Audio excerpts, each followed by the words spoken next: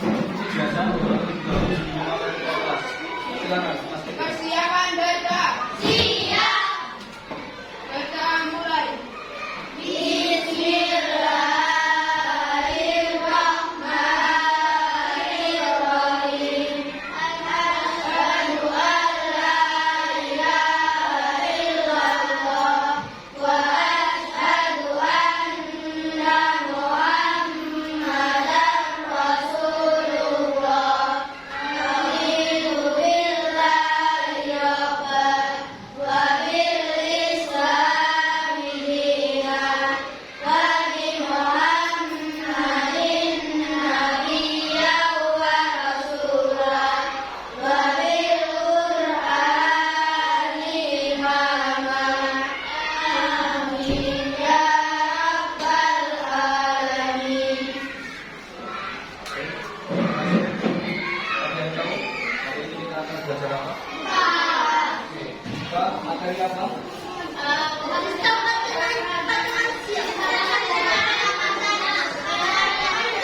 Sistem peredaran darah pada hewan dan manusia. Silakan dibuka bukunya halaman 41. Ya.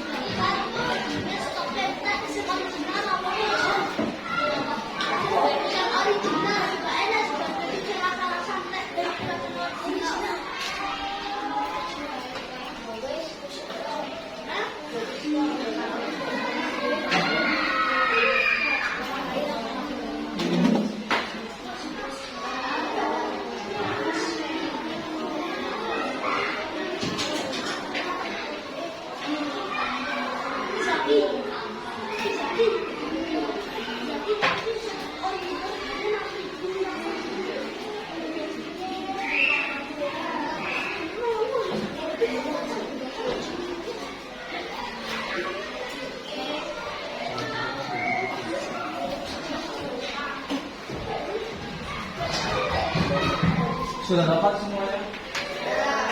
Sudah dibuka bukunya halaman 41. Oke, silakan dilihat dulu bukunya halaman 41.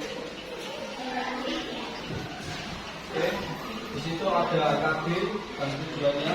Kemudian dibalik halaman 42.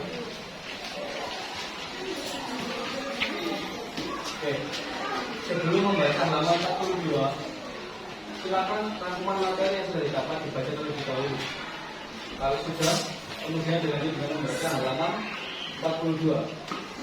Waktunya 5 menit. Dimulai dari sekarang.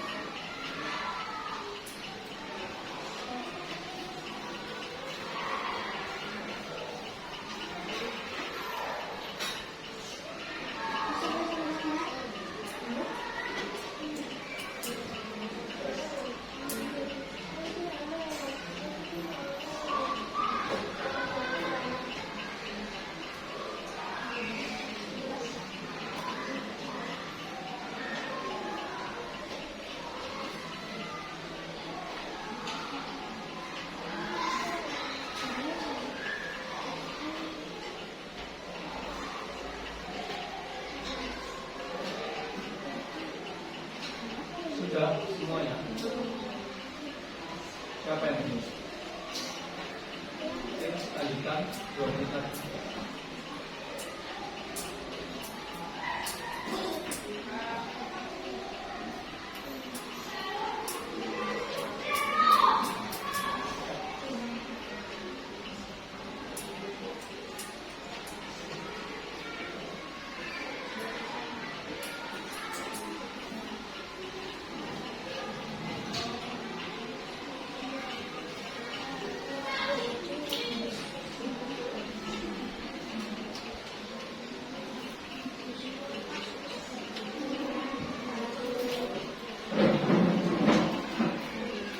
Sudah semuanya? Oke, kita ke depan.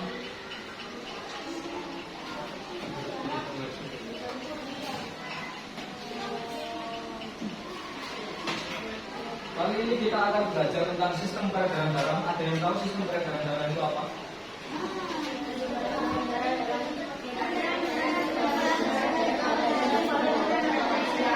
Oke, terima kasih. Sistem peredaran darah adalah mekanisme proses sirkulasi darah dalam tubuh hewan atau manusia. Yang kita pelajari terlebih dahulu adalah sistem peredaran darah pada hewan. Ada berapa sistem peredaran darah pada hewan? 2, apa saja? Oke, pada hewan terdapat 2 jenis sistem peredaran darah, yakni terbuka dan tertutup. Apa itu sistem peredaran darah terbuka? Sistem peredaran darah yang proses edarnya melalui rongga-rongga tubuh hewan. Kalau sistem peredaran darah tertutup,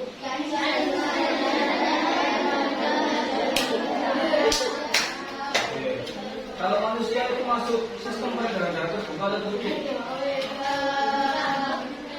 Tertutup, karena melalui pembuluh darah. Sama. Lanjut kemudian ke sistem peredaran darah manusia. Sebelum kita mempelajari sistem peredaran darah manusia, maka kita harus mengenali organ-organ peredaran darah pada manusia. Yang pertama yakni sel-sel darah. Ada berapa sel-sel darah dalam tubuh manusia? 3, apa saja? Oke, sel darah merah disebut juga dengan eritrosit. Contohnya bentuk sel darah merah kayak yang ada di sini. Nih, berbentuk seperti cakram dan berwarna merah. Dikenal juga dengan sebutan eritrosit kayak ini. Ya, bisa dipahami? Oke, lanjut kepada sel darah putih disebut juga dengan leukosit.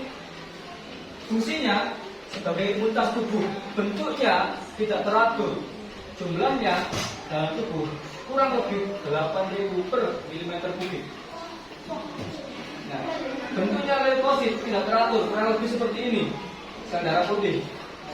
Ya, minta tolong dimatikan kipas biar nggak apa-apa. Oke, bentuknya seperti ini.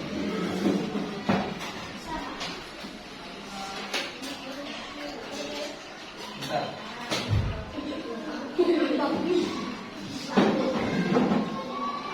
Kelihatan ya?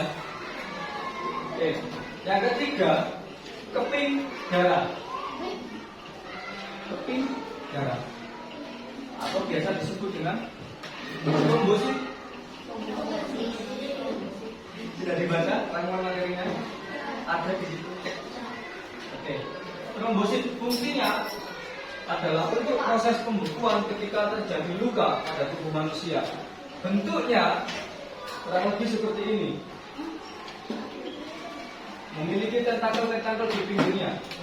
Berbentuk bulat tapi nggak cakram, agak lonjong dan memiliki tentakel. Lebih kecil ukurannya daripada eritrosit dan leukosit. Lanjut yang kedua, jantung. Ada yang tahu letaknya jantung di mana? Di dada sebelah mana? Di dada sebelah kiri atas, kurang lebih di sini. Di baliknya paru-paru sebelah kiri. Ada rongga kecil di situ tempatnya jantung. Nah, seringkali yang kita salah artikan adalah jantung dan hati. Perlu dipahami, heart itu adalah jantung, bukan hati. Yang bentuknya seperti love, yang seperti kalian kenal, love, itu jantung, bukan hati. Itu jantung, bukan hati. Bentuknya hati itu seperti ini. Bentuknya hati itu seperti ini.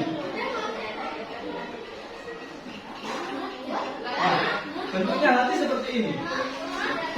Letaknya hati ada di bagian perut sini, sebelah kanan, bawah. Di bawahnya paru-paru sebelah kanan.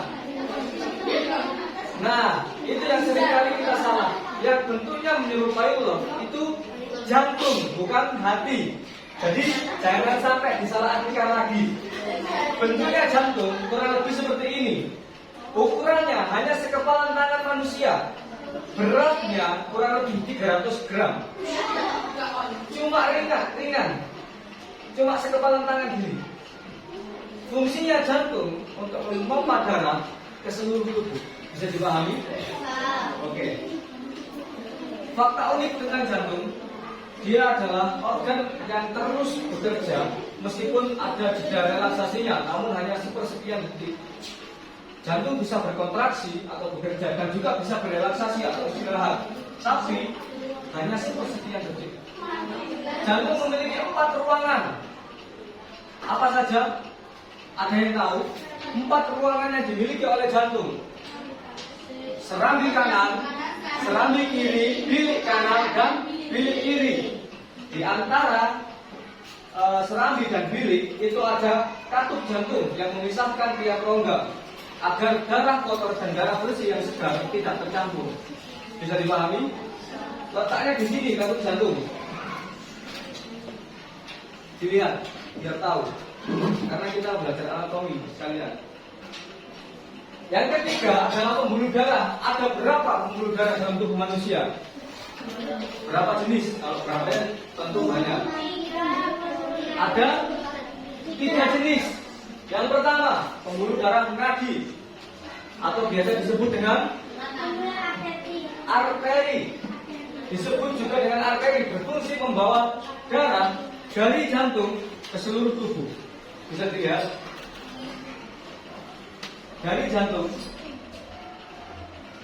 ke seluruh tubuh, ya, melalui pembuluh darah tentunya. Oke, pelan-pelan. Yang kedua ada pembuluh darah balik atau biasa dikenal dengan vena. Fungsinya ada yang tahu? Betul. Fungsinya membawa darah dari jaringan tubuh untuk dibawa ke jantung. Yang ketiga adalah kapiler atau cabang dari pembuluh darah. Kapiler seperti yang ini, yang putih. Yang putih. Oke, tempat pertukaran gas. Bisa dipahami? Gasnya berupa apa? Oksigen dan karbon dioksida. Oke. Lanjut, mekanisme peredaran darah ada berapa? Dalam manusia, dalam tubuh manusia. 2, peredaran darah apa saja? Besar dan kecil. Oke, kita ke peredaran darah kecil dulu. Peredaran darah kecil dimulai dari jantung ke paru-paru, kemudian ke jantung lagi. Coba dilihat dari sini. Jantung membawa darah yang mengandung karbon dioksida, kemudian dialirkan ke paru-paru. Di kapiler, di pembuluh kapiler atau kapiler darah terjadi pertukaran yang di putih-putih ini, terjadi pertukaran antara karbon dioksida dengan oksigen. Jadi kemudian setelah terjadi pertukaran terbentuklah darah yang bersih, kemudian dibawa ke jantung dan diedarkan ke seluruh tubuh. Mekanismenya kalau peredaran darah kecil cukup dari jantung, paru-paru kembali ke jantung lagi. Bisa dipahami? Kemudian yang kedua, peredaran darah besar. Alurnya seperti apa? Jantung, seluruh tubuh dan jantung. Dari jantung ke seluruh tubuh, kemudian dikembalikan lagi lewat pembuluh vena atau pembuluh balik ke jantung. Begitu seterusnya. Jantung, seluruh tubuh, jantung lagi. Oke. Sudah paham? Serius? Oke, kita akan belajar di anatominya secara detail. Ada yang bisa mengakui ke depan? Berani? Nggak berani? Ke depan saja membaca. Oke, saya bacakan langsung. Yang paling atas disebut paru-paru. Sudah tahu sebelumnya bentuk paru-paru kalau seperti ini? Sudah? Oke. Yang ada di dalam paru-paru yang berwarna putih tempat terjadinya pertukaran disebut pertukaran darah disebut kapiler atau pembuluh kapiler. Pembuluh kapiler ke kanan yang mengarahkan pembuluh darah yang mengarahkan darah segar dari paru-paru ke jantung disebut vena pulmonari. Ada yang tahu kenapa kok disebut vena pulmonari? Nggak tahu? Karena pembuluh darah vena ini langsung berhubungan dengan paru-paru. Nama lain dari paru-paru adalah pulmo. Makanya disebut vena pulmonari. Kemudian yang ada di sini di rongga atas sebelah kanan disebut serambi kanan. Kenapa? Yang ada di sebelah kanan bawah disebut bilik kanan. Yang ada di antara serambi kanan dan bilik kanan adalah katup jantung. Ada yang tahu fungsinya katup tadi untuk apa? Memisahkan antara ruang antara serambi dan bilik untuk menjaga agar darah tidak tercampur. Bisa dipahami? Oke, kita geser ke kiri. Yang ada di kiri atas disebut serambi kiri. Yang ada di kiri bawah bilik kiri. Dan satu komponen ini adalah komponen dari jantung. Oke, jangan salah lagi. Jantung yang memiliki bentuk menyerupai love. Sekali lagi. Ya.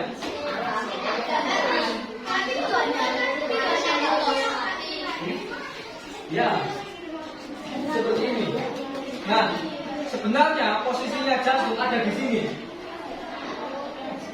Di belakangnya paru-paru sebelah kiri. Ada ruangan sedikit. Apanya? Jantung. Kalau hati di sini di bawah paru-paru.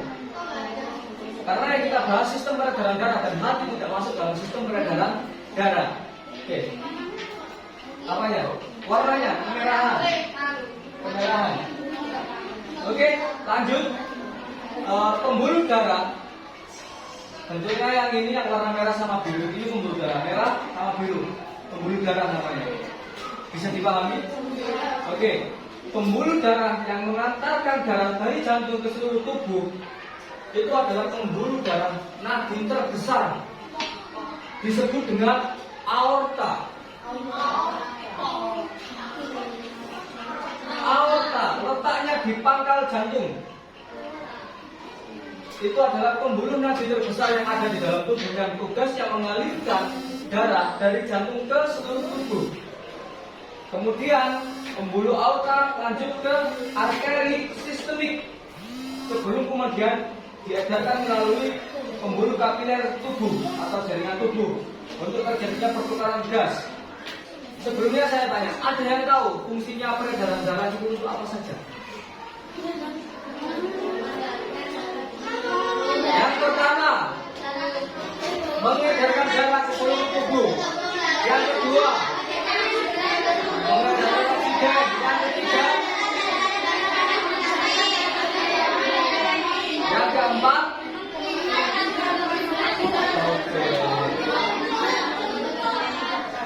kemudian dari seluruh tubuh setelah terjadinya pertukaran antara darah segar, bukan darah suci, yang membawa oksigen, otomatis darah yang mengandung karbon dioksida harus juga diangkut ke jantung untuk kemudian ditukarkan lagi gasnya ke paru-paru melalui vena sistemik, kemudian disambut oleh vena cava. Sebenarnya vena cava ada dua, vena cava inferior sama vena cava superior. Tapi itu nanti akan sampai dapatkan ketika sampai dulu di bangku kelas 7 sekolah menengah pertama. Ya. Kemudian kembali ke arteri dari paru-paru, yang darah yang mengandung karbon dioksida akan ditukarkan ke paru-paru melalui arteri pulmonari. Ada yang tahu kenapa disebut arteri pulmonari? Sama seperti vena pulmonari karena berhubungan langsung dengan paru-paru. Oke. Ada yang ditanyakan? Tidak ada. Sudah paham? Silakan dibuka lembar terakhirnya berupa LKPD. itu dikerjakan waktunya ya.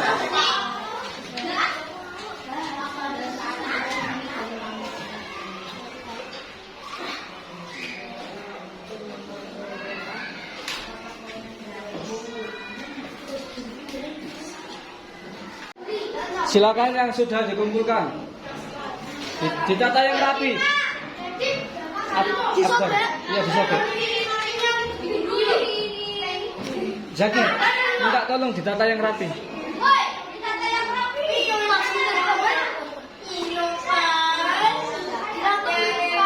Ya, diresum. Ya.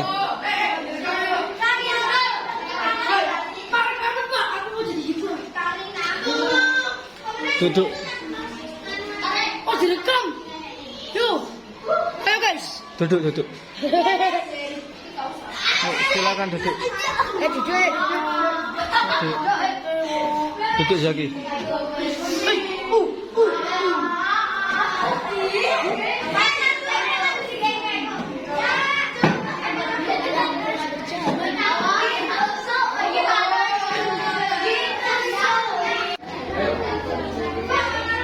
Sudah selesai semua? Siapa yang belum? Saya sudah. Ayo segera diselesaikan. Kurang 2 menit. Resumnya.